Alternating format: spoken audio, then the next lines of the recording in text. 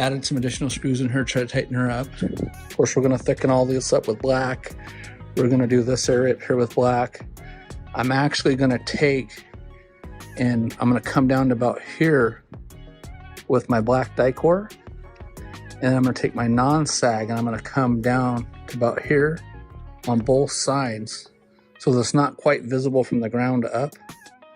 So I'm staying kind of up high. What I don't want to happen is when it's raining, all this area from say here up is acting like a cup. And as this insert molding shrinks up over time, it's going to allow water to go back behind it. It's going to hit every single screw head as it travels all the way down and hopefully comes out of the bottom.